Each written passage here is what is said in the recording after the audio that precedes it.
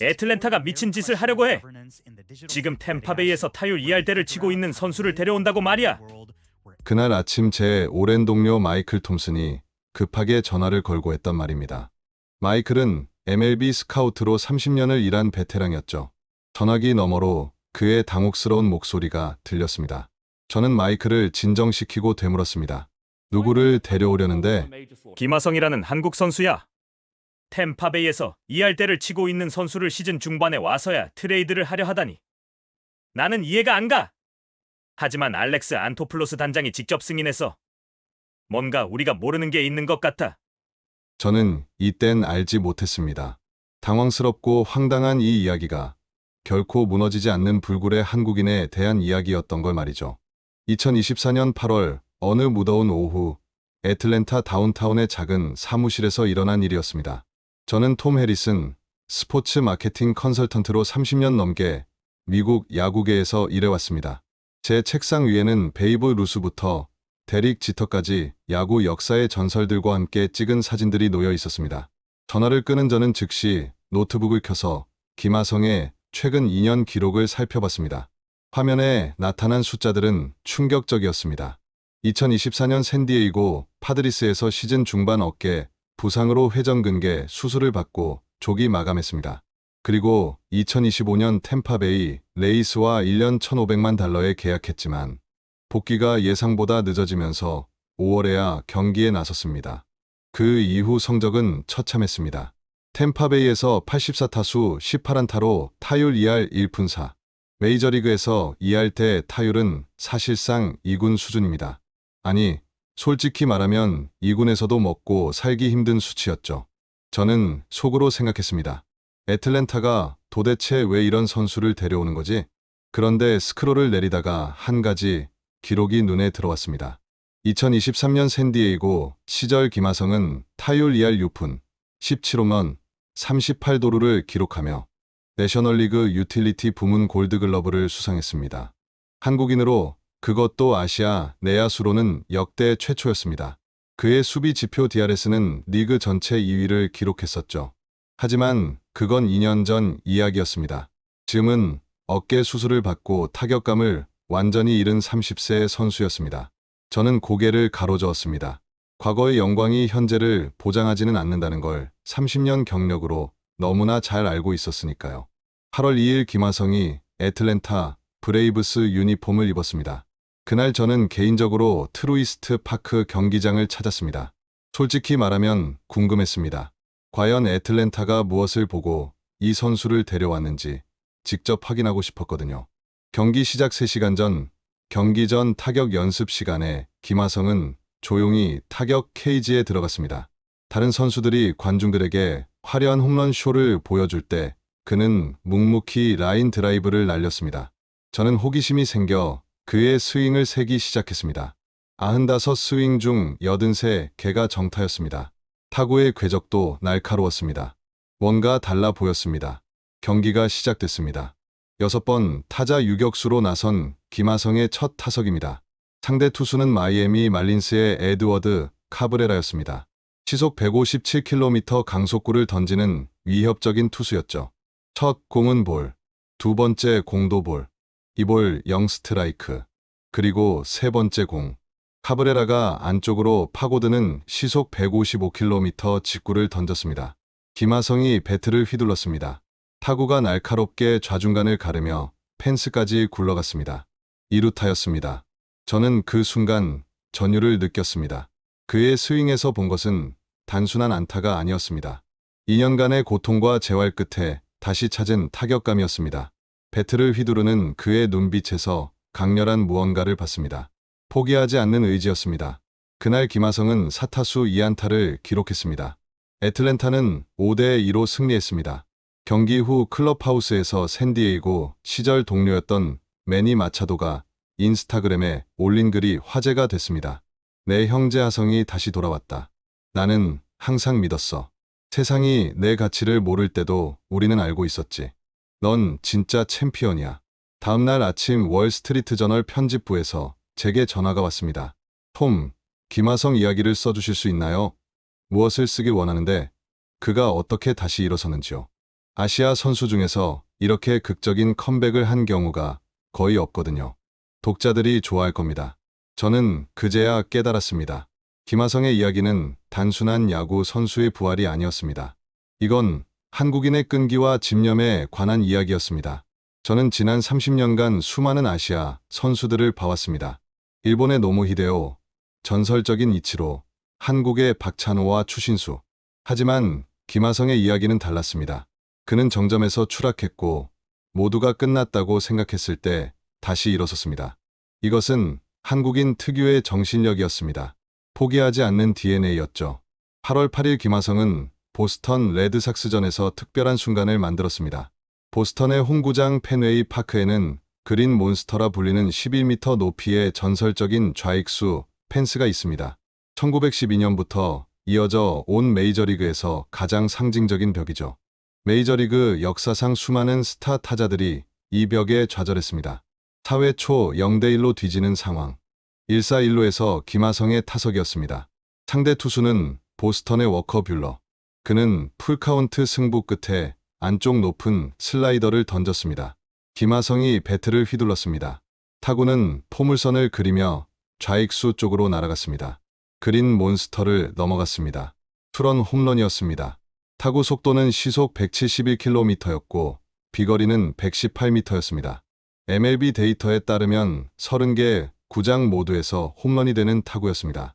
그날 경기장을 가득 메운 3만 5천 명의 보스턴 팬들이 일어나 박수를 쳤습니다. 적팀 선수에게 박수를 보내는 건 보스턴에서 매우 드문 일입니다. 보스턴 팬들은 메이저리그에서 가장 까다롭기로 유명하거든요. 하지만 그들은 김하성의 극복 스토리를 알고 있었습니다.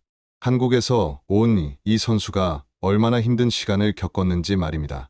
저는 그날 밤 호텔방에서 김하성의 이력을 처음부터 다시 살펴봤습니다. 1995년 인천에서 태어났습니다.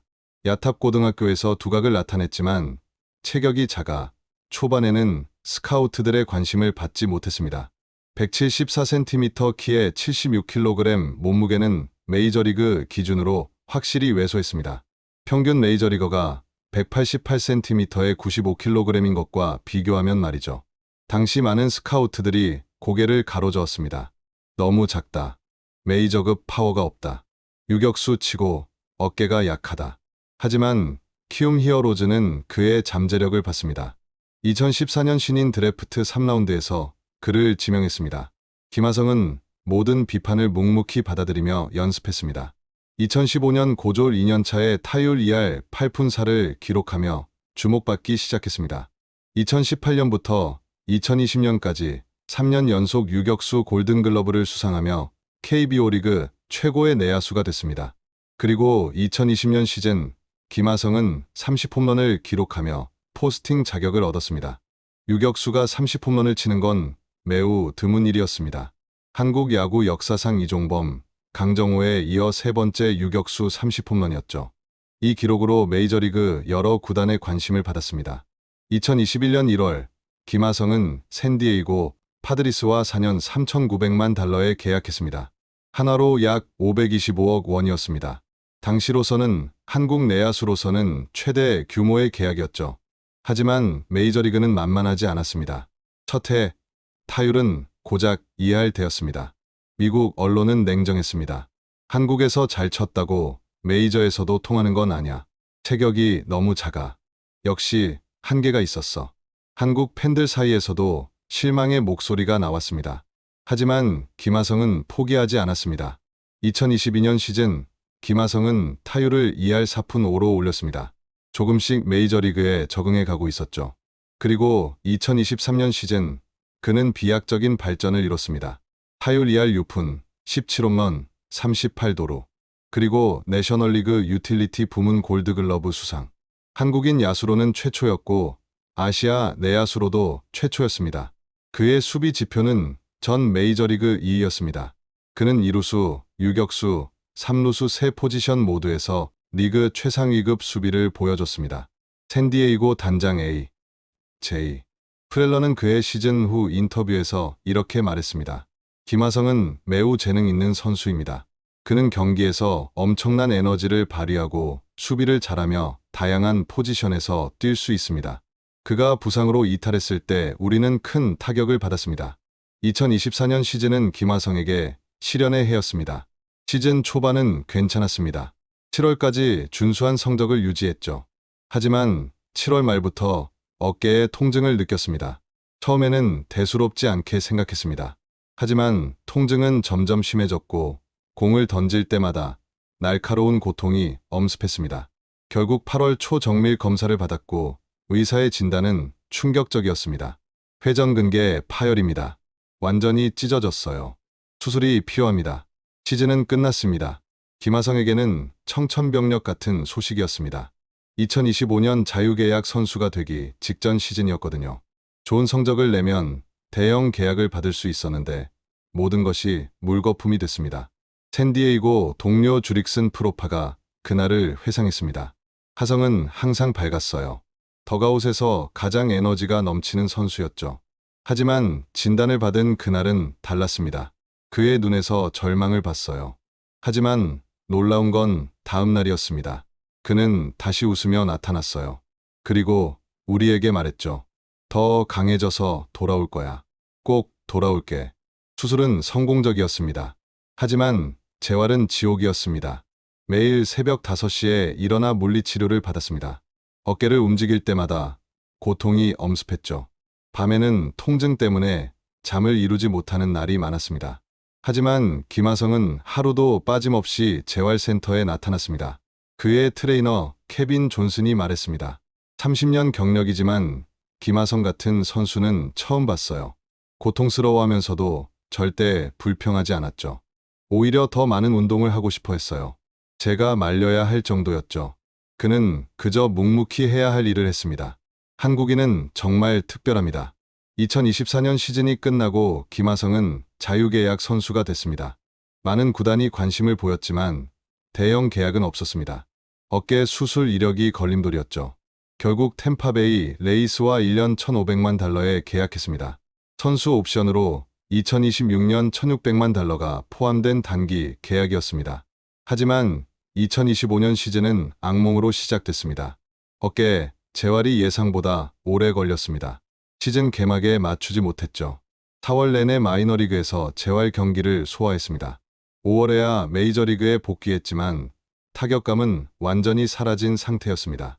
템파베이에서 84타수 18안타, 타율 2할 1푼4. 미국 언론은 가혹했습니다. ESPN의 한 해설자는 말했습니다. 김하성의 시대는 끝났다. 어깨 수술이 그의 커리어를 망쳤다. 이제 한국으로 돌아갈 때다. 한국 팬들도 실망했습니다. 인터넷 커뮤니티에는 악플이 쏟아졌습니다. 역시 메이저리그는 안 되는구나. 그냥 한국으로 돌아와. KBO에서나 뛰어. 하지만 김하성은 묵묵히 견뎠습니다. 매일 경기 전 2시간 일찍 나와 타격 연습을 했습니다. 경기 후에도 1시간씩 남아서 스윙을 체크했죠. 템파베이 타격 코치 랜디 케니가 말했습니다. 김하성은 특별했어요. 성적이 안 나와도 절대 포기하지 않았죠. 매일 똑같은 루틴을 지켰습니다. 새벽같이 나와서 밤늦게까지 연습했어요. 그의 눈에서 결의를 봤습니다. 이 선수는 반드시 다시 일어설 거라고 확신했죠. 그리고 8월 2일 김하성의 인생에 전환점이 찾아왔습니다. 애틀랜타 브레이브스가 김하성을 트레이드로 데려온 것입니다. 템파베이는 자녀 시즌 연봉 200만 달러를 떠안는 조건이었습니다. 사실상 공짜로 준 거나 마찬가지였죠. 그는 기자회견에서 말했습니다. 우리는 김하성의 2023년 성적을 봤습니다. 골드글러브 수상자예요. 수비는 이미 검증됐죠. 타격도 곧 돌아올 겁니다. 그는 단지 환경과 시간이 필요할 뿐입니다. 우리는 그를 믿습니다. 환경이 바뀌자 김하성은 완전히 달라졌습니다. 새로운 팀, 새로운 동료, 새로운 기회. 무엇보다 자신을 믿어주는 사람들. 김하성은 후에 인터뷰에서 이렇게 말했습니다. 애틀랜타가 저를 믿어줬습니다. 이제 보답할 차례라고 생각했습니다. 8월 2일 데뷔전부터 김하성은 폭발했습니다. 4타수 2안타로 시작했습니다. 8월 5일에는 7회 결승 적시타를 쳤습니다. 8월 8일 보스턴전에서는 그린 몬스터를 넘기는 홈런. 8월 12일에는 3안타. 8월 15일에는 10경기 연속 안타를 기록했습니다. 미국 언론은 놀랐습니다. ESPN의 야구 전문 기자 제프 페산이 방송에서 말했습니다. 이건 믿을 수 없는 일입니다. 불과 한 달 전 템파베이에서 2할대를 치던 선수가 애틀랜타에서 3할 가까이 치고 있어요. 도대체 무슨 일이 일어난 걸까요? 이건 스포츠 역사상 가장 극적인 컴백 중 하나입니다. 9월로 접어들자 김하성에 대한 평가가 완전히 바뀌었습니다. MLB 공식 홈페이지는 김하성을 9월에 주목할 선수로 선정했습니다. ESPN은 그를 9월의 선수로 선정했습니다. 앵커 스티브 레비가 생방송에서 말했습니다. 이번 달 가장 뜨거운 선수는 누구일까요? 바로 애틀랜타 브레이브스의 김하성입니다. 9월 한 달간 타율 3할 1푼 2, 4홈런, 15타점을 기록했습니다. 전설적인 선수 출신 해설위원 알렉스 로드리게스가 거들었습니다. 제가 20년 넘게 메이저리그에서 뛰었지만 김하성 같은 컴백은 처음 봅니다. 정말 놀라운 정신력이에요. 한국 선수들은 뭔가 다릅니다. 박찬호도 그랬고 추신수도 그랬어요. 그들은 절대 포기하지 않죠. 이게 한국인의 DNA인 것 같아요. 9월 20일 김하성은 자신의 커리어를 상징하는 경기를 치렀습니다. 상대는 필라델피아 필리스였습니다. 플레이오프 진출을 놓고 경쟁하는 중요한 경기였죠. 0대 0으로 팽팽한 투수전이 이어졌습니다. 9회 말 2사 2루 김하성의 타석이었습니다. 경기장에 4만 명 관중이 숨을 죽였습니다. 상대는 필라델피아의 마무리 투수 호세 알바라도. 시속 160km 강속구를 던지는 공포의 투수였습니다. 첫 공은 볼, 두 번째 공도 볼, 이 볼 0스트라이크. 유리한 볼 카운트였습니다. 알바라도가 긴장했습니다. 세 번째 공, 그가 안쪽 높은 코스로 시속 158km 직구를 던졌습니다. 김하성이 재빠르게 배트를 휘둘렀습니다. 타구는 날카롭게 우익수 방향으로 날아갔습니다. 우익수가 전력으로 뛰었지만 공은 그의 글러브를 넘어 펜스까지 굴러갔습니다. 결승 적시타였습니다. 애틀랜타가 1대 0으로 승리했습니다. 경기장이 폭발했습니다. 4만 명의 관중이 일어나 하성을 외쳤습니다. 한국어 발음이었습니다. 더가웃에서 동료들이 뛰어나와 김하성을 안았습니다. 김하성은 그 순간 눈물을 흘렸습니다. 2년간의 고통이 그 한 방에 담겨 있었습니다. 경기 후 인터뷰에서 김하성은 이렇게 말했습니다. 2년 전 수술대에 누워 생각했습니다. 이제 끝인가? 하지만 포기할 수 없었어요. 저는 한국인입니다. 우리 조부모님은 전쟁의 폐허에서 나라를 일으켰습니다. 우리 부모님은 맨손으로 가정을 일으켰죠. 그 피가 제 안에도 흐릅니다. 저도 똑같이 할 수 있다고 믿었습니다.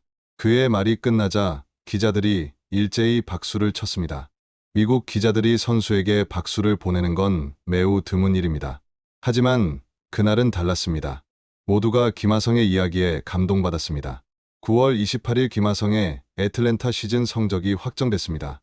40경기 출전, 타율 2할 8푼 9, 출루율 3할 1푼 8, 장타율 4할 6푼 9, OPS 0.687, 5홈런, 18타점, 6도루. 템파베이에서의 타율 2할 1푼 4와는 완전히 다른 선수였습니다. 더 놀라운 건 수비였습니다.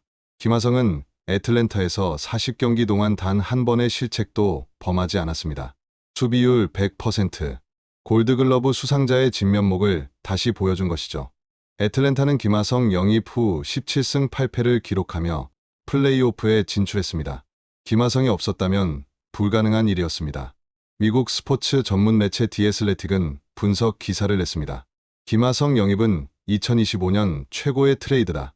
애틀랜타는 자녀 시즌 연봉 $200만 지불했다. 하지만 그의 가치는 최소 $1,500만 이상이다. 투자 대비 수익률로 보면 역대 최고의 트레이드라 할 수 있다. 애틀랜타 감독 브라이언 스니커도 이렇게 말했습니다. 김하성이 없었다면 오늘 승리는 불가능했을 겁니다. 그는 우리 팀의 심장입니다. 다저스 감독 데이브 로버츠도 김하성을 칭찬했습니다. 솔직히 탐이 납니다. 저런 선수가 우리 팀에 있었으면 좋겠어요. 수비도 완벽하고 타격도 좋고 주루도 빠릅니다. 완벽한 오툴 플레이어예요. 저는 월스트리트 저널에 긴 분석 기사를 썼습니다. 제목은 김하성, 한국인의 불굴 정신을 보여주다였습니다. 기사는 이렇게 시작됐습니다. 2024년 8월 어깨 수술로 시즌을 마감했을 때 많은 사람들이 김하성의 커리어가 끝났다고 생각했다. 2025년 전반기 타율 이할대로 고전할 때도 마찬가지였다. 하지만 그들은 한국인의 정신력을 몰랐다. 기사가 나간 후 반응이 뜨거웠습니다. 하루 만에 조회수 50만을 넘어섰습니다. 댓글란은 감동의 메시지로 가득했습니다. 김하성 선수에게 배운다. 나도 포기하지 않겠다. 김하성의 부활을 보며 용기를 얻었다. 김하성이 제 사무실을 방문했던 적이 있습니다. 인터뷰 약속이 있었거든요. 악수를 나누며 저는 그에게 물었습니다. 하성, 가장 힘들었던 순간이 언제였나요? 김하성은 잠시 생각하더니 조용히 대답했습니다. 2024년 8월 수술실에 들어가기 전이었습니다. 그때 모든 게 끝난 것 같았어요. 하지만 어머니의 말씀이 생각났습니다. 어머니가 뭐라고 하셨는데 어머니는 항상 말씀하셨어요. 우리 할아버지는 6.25 전쟁 때 모든 걸 잃었다고. 집도 재산도 모두 불타버렸다고. 하지만 포기하지 않고 다시 일어섰다고. 맨손으로 가게를 차렸고 우리 아버지를 대학까지 보냈다고. 그 피가 내 안에도 흐른다고 하셨죠. 김하성의 눈에서 결연함이 보였습니다. 저는 그날 결심했습니다. 할아버지처럼 다시 일어서겠다고. 한국인은 쉽게 무너지지 않는다고 증명하겠다고요. 그게 제 목표였습니다. 그리고 실제로 해냈군요. 저는 진심으로 감탄했습니다. 김하성이 미소 지었습니다. 아직 끝나지 않았습니다. 이제 시작일 뿐이에요. 2026년에는 더 좋은 모습을 보여드릴 겁니다. 한국인은 할 수 있다는 걸 계속 보여주고 싶어요. 인터뷰를 마치고 김하성을 배웅하며 저는 깊은 감동을 받았습니다. 이 선수는 단순한 야구 선수가 아니었습니다. 그는 한국인의 정신을 대표하는 살아있는 상징이었습니다. 한국에는 이런 속담이 있습니다. 7번 넘어져도 8번 일어선다. 김하성은 이 속담을 완벽하게 실천했습니다. 그리고 전 세계에 한국인의 정신을 보여줬습니다. 박찬호가 1994년 메이저리그의 문을 열었습니다. 추신수가 그 길을 넓혔습니다. 그리고 김하성은 그 길 위에서 한국인의 불굴의 정신을 증명했습니다. 앞으로 더 많은 한국 선수들이 메이저리그에 올 것입니다. 그들도 어려움을 겪을 것입니다. 하지만 그들도 김하성처럼 일어설 것입니다. 왜냐하면 그들은 한국인이니까요. 2025년 김하성의 부활은 단순한 스포츠 이야기가 아닙니다. 이것은 한국인 전체의 이야기입니다. 우리가 어떻게 역경을 극복하는지, 우리가 왜 포기하지 않는지를 보여주는 이야기입니다. 이 이야기가 마음에 드셨다면 주변 분들과 공유해 주십시오. 좋아요와 구독도 부탁드립니다. 한국인의 위대한 정신을 더 많은 사람들에게 알리는 것이 우리의 책임입니다. 김하성, 그리고 모든 해외에서 활약하는 한국인들에게 박수를 보냅니다. 여러분이 바로 대한민국의 자랑입니다. 감사합니다.